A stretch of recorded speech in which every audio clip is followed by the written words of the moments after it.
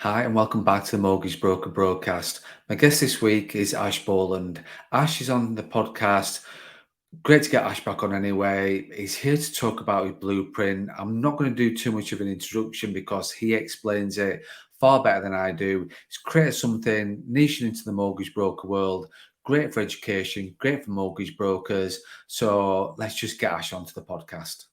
Welcome to the podcast, Ash. How are you? I'm good, mate. I'm very good. I keep looking there thinking this is the first time I've been on your show with hair. Yeah, I've just thought that then. it is. You've not been on my show many times. Ash, you've hardly been on my show. You've only been on a couple of times. I Less than keep I've been asking on you. You Alex. never come on. You never come on. I feel That's such a honoured now that you're lie. on. That's because I look at it every single week. So I feel like I'm part of it anyway. Bored by the time I'm editing, trying to find those diamonds in the sea of rubbish that you're talking about. The diamonds in the rough, as Yeah. Aladdin would say. Well, it wasn't Aladdin, was it? It was yeah. I don't know. Was it Aladdin? It was Aladdin. Was it the yeah. genie? Or was it the genie? No, it was the big lion thing at the beginning when Right. it was like The diamond in the rough. I love that. I love that. It's my favourite Disney film, by the way. obviously enough to know the right. I know, yeah. I've watched it millions of times. So anyway, we're ready to talk about Disney and diamonds in the rough. How are you doing? You're all over the place for the minute, mate.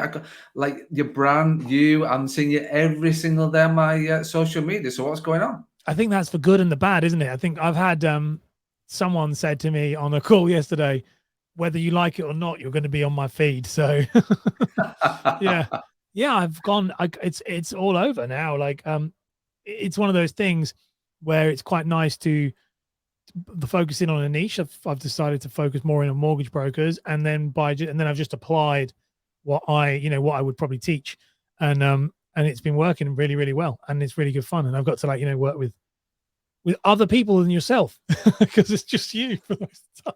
There are other brokers out there, mate. You work with plenty of brokers Loads. already. You work with some amazing brokers.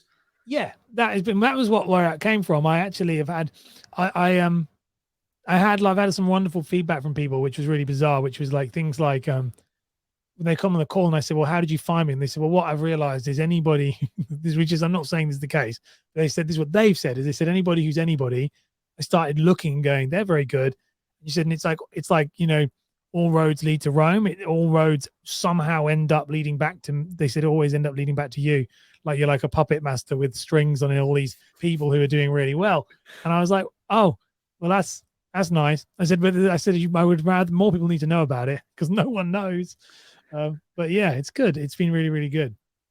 Good. You changed the branding up, changed the whole style of it up. It looks awesome. I'm loving the colours. It looks like it's very, like I say, stand out. But I think we must be niching into the mortgage broker world. Did you always think that was gonna?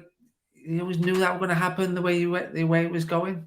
It was going to. I didn't want it to. That, like, if I'm honest, but now I'm glad it did. But it was going to go that way. It was always going to go that way, and but it wasn't. I didn't want it to. So how do I explain that? Obviously, I was an advisor, and I just started making videos. So then other brokers started. So my first clients when I went into like marketing and consulting were brokers, but it wasn't. I didn't want to. Don't know if you ever had that feeling where you're like, when you leave a job, I mean, you might have had it when you left corporate and you're like, oh, I never want to be in that industry again. Like I just didn't want to be in it. I don't know why. Like, and it's like grass is greener. And I wanted to go and be a marketing guy, who, like I'm a marketing guy and I want to meet other marketers and we're going to sit around in some Google building. And the truth was all my clients, but not all my clients, majority of my clients were brokers or advisors or worked in financial services.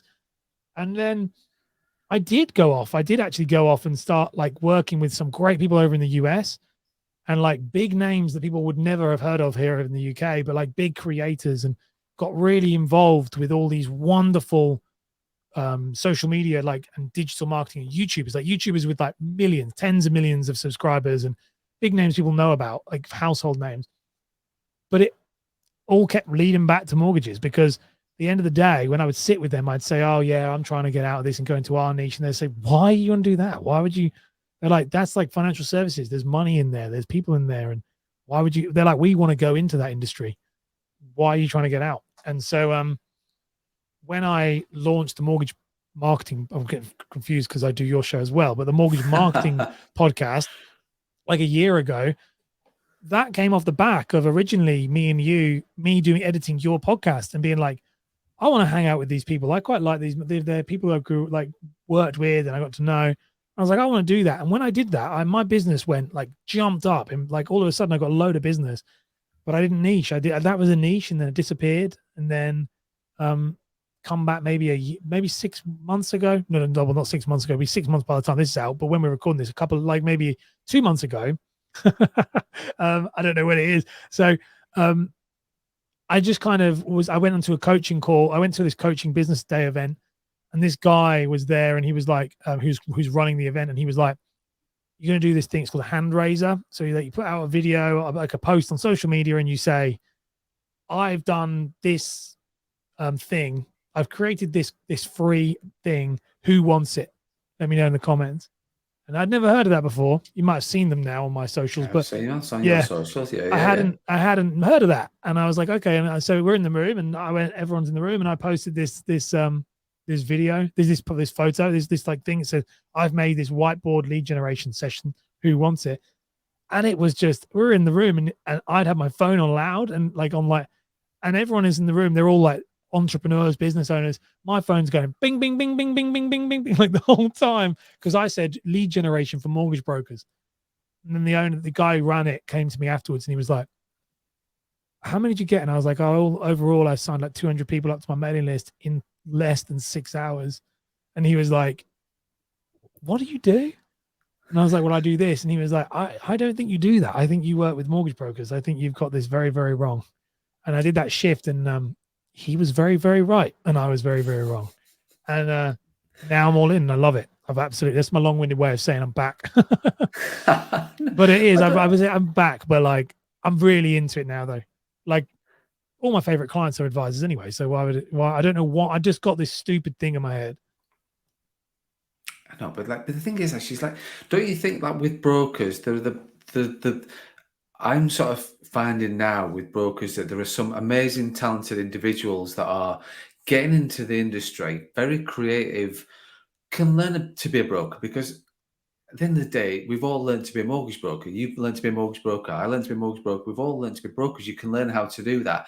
But creating content takes a certain kind of skill, but there's so much sponge out there that want to know what to do, want to know how to do it because actually they see that the industry's like due for a real shake up, and obviously there's certain regulations with content and call to actions and all that sort of stuff that you've got, and the legal stuff that you've got to, and the regulation stuff that you go through. But I'm just sort of finding the brokers in the broker world, there's just so much new blood coming in that it's just a real sort of positive breeding ground. Like we want to know, we want to get into this, we want to get. So the brokers I'm speaking to, they're not coming with, I've been a broker for 20 years and I've got this client bank and I've got this, or it's the ones that are coming from the large corporates that are thinking, might come with a couple of clients or a few clients if I can. And we all know the legal wranglings of coming from a corporate world with clients and stuff like that. It's like, well, sod that. I'm going to get my own. I don't need those legal letters. I don't need all those threats and false threats and the rest of it.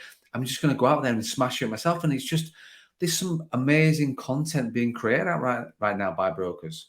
Absolutely, there is, and I actually, that's a really good point. That was one of the biggest things that brought me back in properly.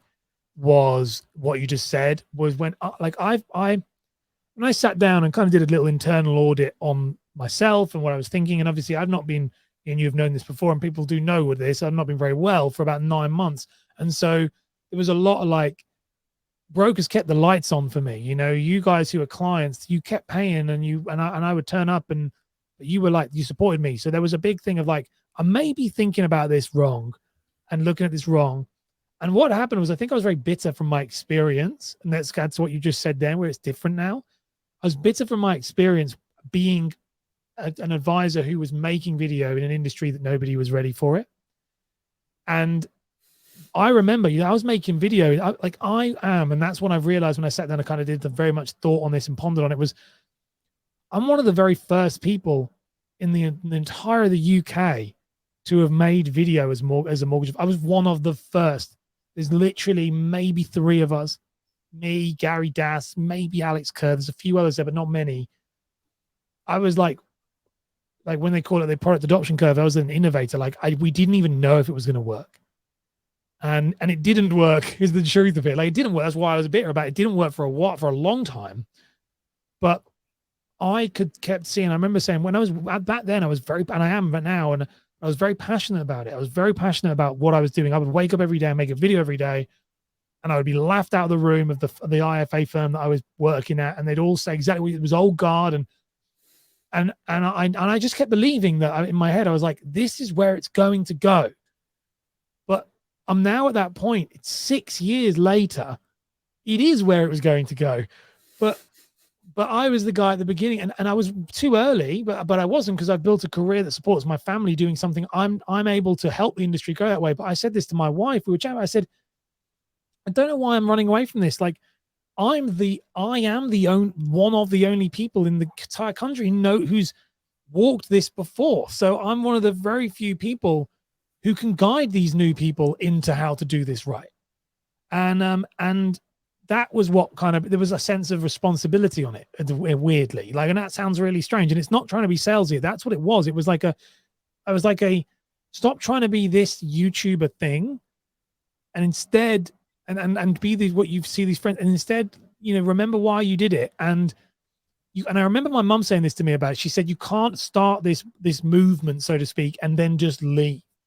She said, if you're going to be the face of being the guy behind content for financial services, she said, you've got to be the face. You've got to keep going. Yeah, exactly. And you've got to be the guy that says, this is how it works. Don't do this. Do this. Be careful of You've got to do that. And I'm ready now for that kind of mantle. I think that's like a weird age thing as well.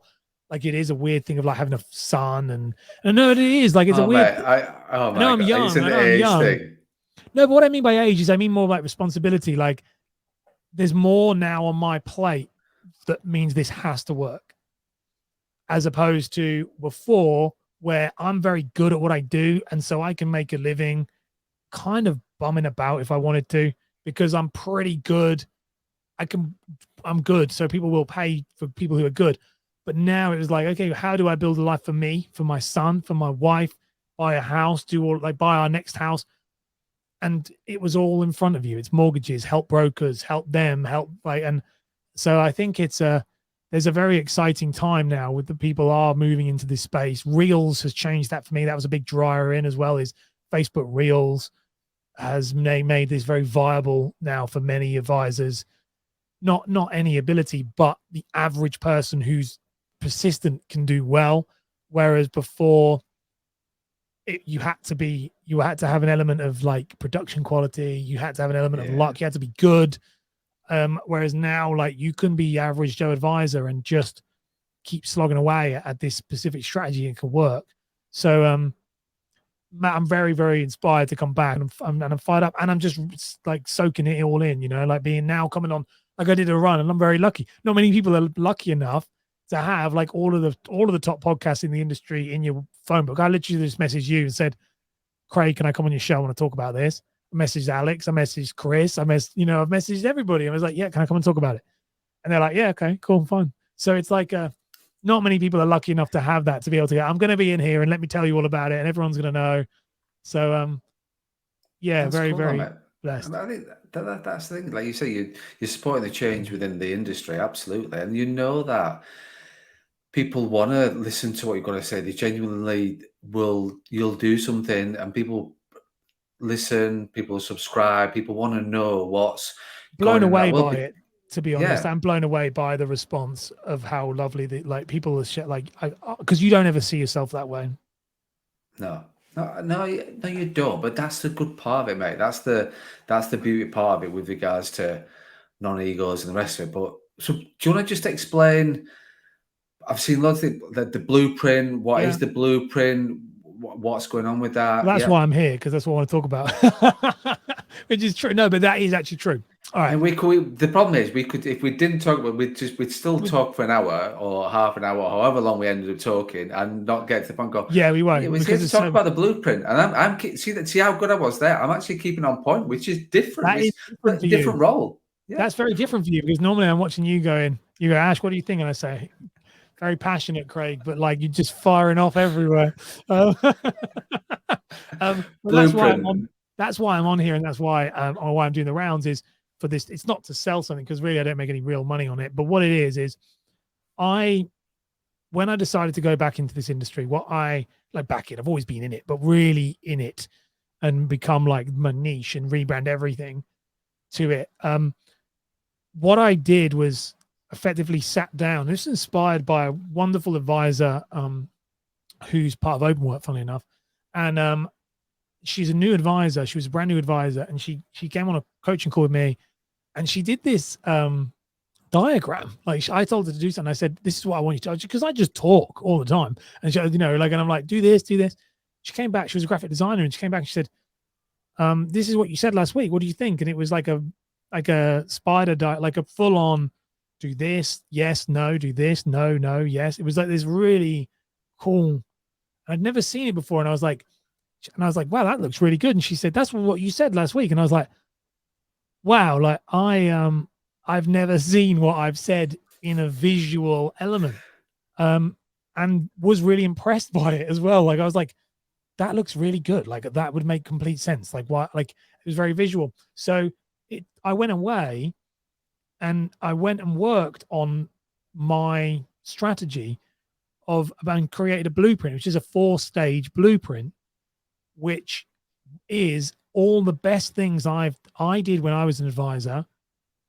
I've done with like not really with you, because we do different things, but like with everybody else who is an advisor, like Anish. Anish was my main guinea pig with this. Like Anish Patel is people. I get messages like once a week, twice a week, more than that now. People going, Anish is amazing. I love one. And it's funny because Anish is a glowing example of this blueprint. He's on my podcast literally next week talking about this, because it's a thing of like this blueprint was, what can every advisor follow? It's in 4 stages, and it is like focusing on how do you market yourself in an easy way to understand that doesn't take up all the time in the world, and is a simple process. ABC, do this, do that. Then it's like, then it went into once that client has booked in through a booking link, what do they do then? How do they go through the booking link system? How do you pre-qualify them through this system so that you're spending time with clients who are qualified, and also potentially like using things like Check My File to make money off of them, so that you're only spending time with clients who are pre-qualified and also have invested. You've already got some sort of income if they don't turn up. For example, if they don't do a no-show, you've still made £25 or whatever, £24. So that's a system. That's the second stage. That's the pre-appointment stage.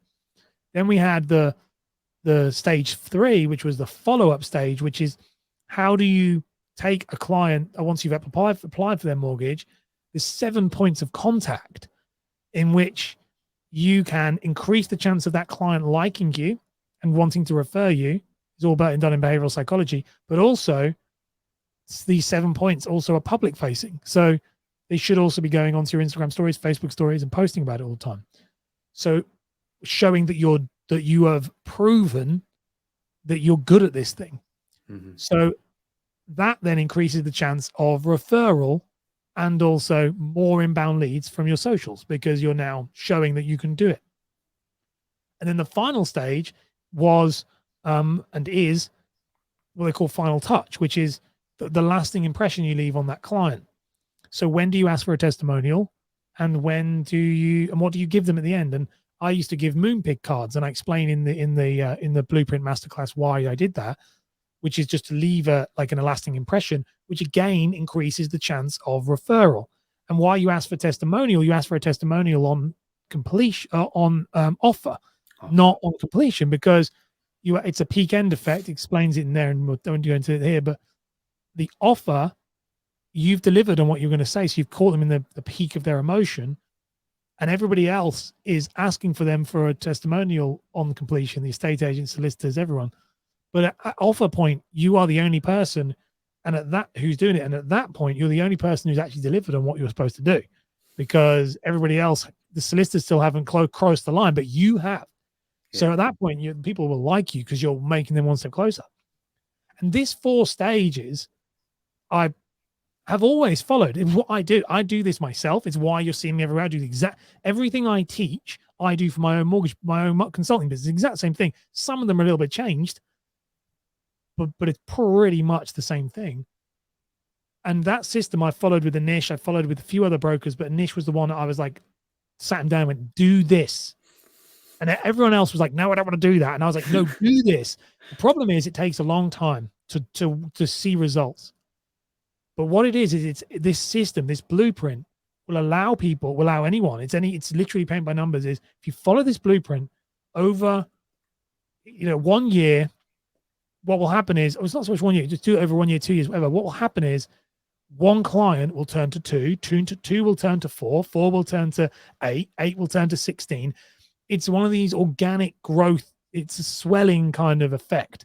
And that's where you're seeing people. We're seeing Anish now 2 years in, and everyone's like, wow, he's everywhere. And it's like, yeah, because he's been doing it for 2 years, and it's slowly, his diary's got fuller and fuller. And then what happens is the quality of the person, so his diary doesn't get more full, it gets worth more money. The case value per client is higher. Because his quality goes up. And so it's it was just, I'd never put it on paper, and I did, and I put it down onto into this blueprint, and then I recorded it and sold it because I couldn't service enough people. And I was like, okay, so I now work with clients through this blueprint with one-to-one and more bespoke than the blueprint, obviously, because it's doing it. But I also sold it, and we had a record launch. Like, it was mad. I didn't think anyone would buy it. We sold so many of them. Because they're only like £87. They're really cheap. Right. But we sold like within the first week. I can't give you the exact figure because I can't remember, but it was like double digits. Like, it was just like off the shelf. Wow. Yeah. Do you think that's because, like, good mortgage brokers have a process? So this process that they follow when they're doing the job day to day. They've got a process to follow, and they follow that process. It works for them. Yes, they might have to tweak it now and again. The blueprint of what people are buying into, it's again, like I talk a lot about friction. Brokers won't do things if it causes friction. They just won't do it. And people won't do things if it causes friction. I had that discussion with Gary from Octane when he was saying it's really good, and I was like, yeah, but if it causes friction, and that's what we're working on, saying like, how do you find it? You've got to package it to the advisor so it doesn't cause friction, and then it'll work. Yeah, absolutely. And it's quite funny because people in my team and in my business know that I talk about friction quite a lot, because that's the thing, is you don't do like, if it creates friction, you're less likely to do it. Whereas with a blueprint and the process, you're more likely to follow, you're more likely to happen, and you'll stop putting off doing what you know works and what you know you need to do by having this blueprint. But if you've got that off the shelf, there's cost effective really in terms of it and what you're doing, then why would you not be doing, like, it will make life so much easier for you. The overwhelming feedback I got, not from the blueprint, but why I made it, was because I was inspired by this woman showing me the thing. But where it came from was I was doing like peer focus groups. I was asking brokers. Now I knew I was going to go into it. I was like, what is your problem? What's your biggest problem? And everyone came back, like everyone. People who, by the way, guys, are writing like 100 grand a year, and they're like, I'm just kind of winging it. Every one of them was like, I just feel like I'm winging it. I feel like I'm winging it. There's a lot of feel like. I feel like I'm winging it. I feel like I lack a process, and I feel like I don't have a plan. It's funny because I watch all your content, edit quite a bit of your content, as in like produce and like cut it up. And it's all about business plans and stuff. And the reason why you're successful is because you've had a plan. You had a plan. Like the one that I was listening to recently when I was editing about you doing like a non-advised principle and like being like that. Like you said, it's always going to be that way. Many people don't think that way. And so one thing that's always made me successful is I'm framework driven. I work in frameworks. Emma Sherlock from Stan Sherlock Associates, she says, the thing I like about you, Ash, is I can give you something and you like spit it out as a product. It's like A, B, C, D, E. And it's just the way I work. Always have done. Things are just reps. They're just movements down a line. It's just instructions. But I've always worked that way. But like my inner, like what I'm showing here is the basic version. Like people, I can't give anyone what I do because there's so many frameworks on top of frameworks on top of frameworks that make it replicate. but an easy framework that anyone can follow. Just this to this to this to this. It literally is like book a link. Did they send you the fact? Did they, is the case doable? No. Send cancellation email. Is the case, is it doable? Yes. Ask for credit report. Like it's literally like that binary. Because many advisors don't have that. And as you said, the good advisors do, because you can't scale something that you don't know how it works. You've got to know how it works. And this is the problem I have when I see like many advisors out there who are making content. That's my remit, but it's not. Mine is content. Mine is about generating leads through content. So it was not just about making content. It's about how do you deal with that influx? How do you manage them? How do you make that one client, like you always talk about maximizing value of the customer. How do you maximize the value of that customer as a repeat business return? As in like, how do you get them to speak to 5 of their friends about you? How do you get them to share everything about you? Like, that's what this is about. That's the real value. That's the real value in not in what I'm doing, in anything. Posting Instagram reels, Facebook reels, all that stuff. It's people post it and they think it works, and it does work, but all you're doing is pouring water into a very leaky bucket.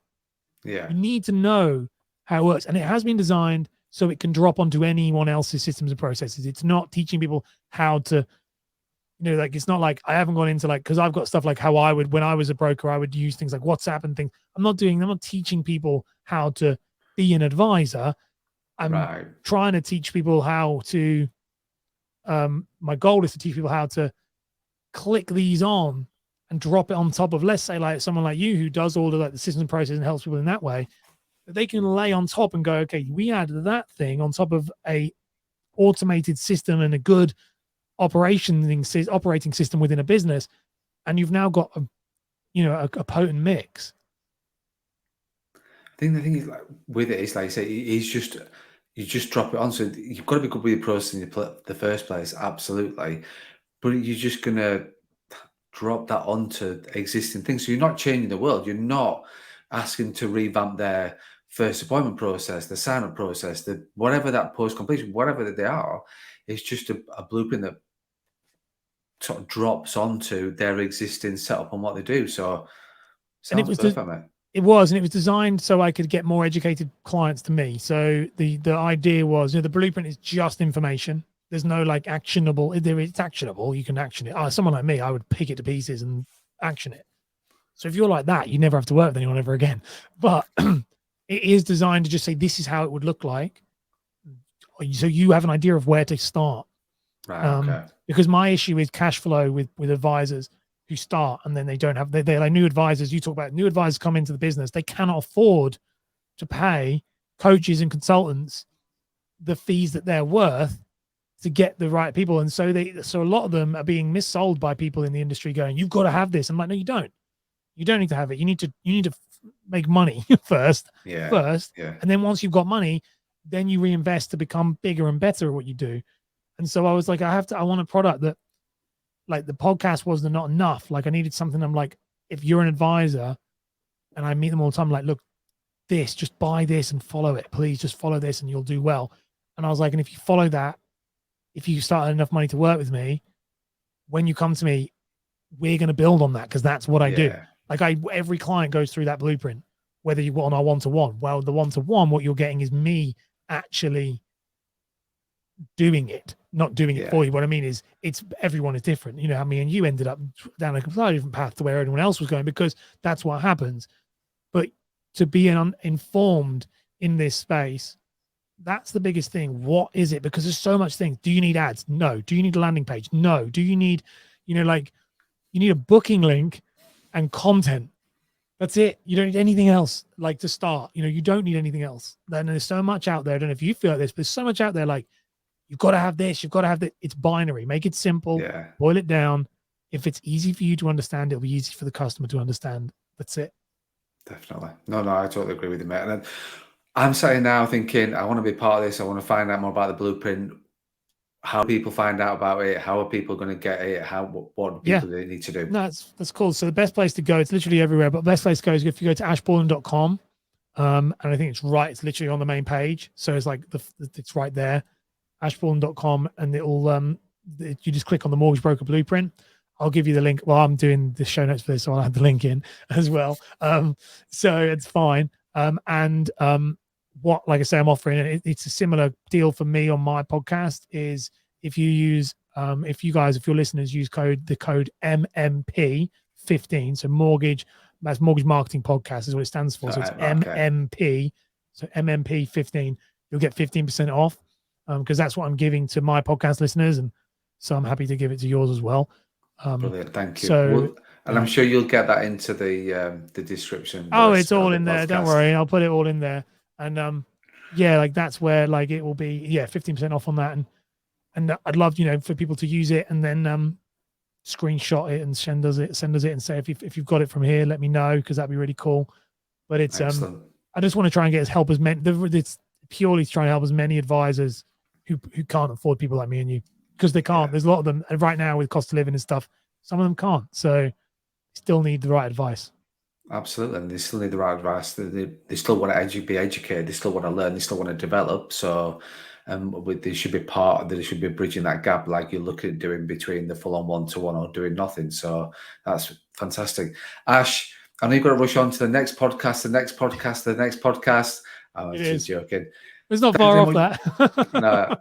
Thanks so much for your time. Thanks for coming onto the podcast. And I'm interested to sort of see where this goes and how this develops, and getting some good feedback from brokers as well that are using the blueprint, and sort of seeing how that sort of helps them grow their business. But Ash, thanks again for your time. Amazing, mate. Thank you very much.